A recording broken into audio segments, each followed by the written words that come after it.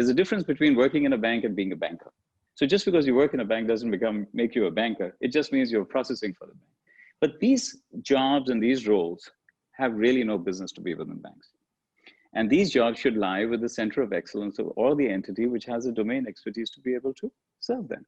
And this realization is important. So this entire bundling of a bank to make it into this complex, gigantic animal, or this 1,000-ton gorilla is really what's working against banks. Banks need to unbundle themselves. And what are fintechs doing? They're doing exactly that.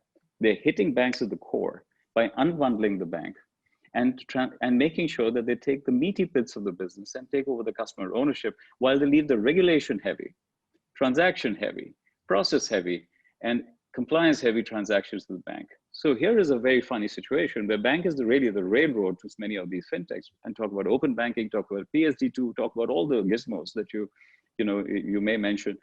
All this requires the railroad of banks. But just imagine these banks are running razor thin on returns, but are carrying all the risks. And then most of the banks are also subscale over time. And the cost of capital is high. The cost of risk is high. And you're sitting in an environment which is laced with liquidity. So you talked about hurling 10 grenades at me, but we are sitting in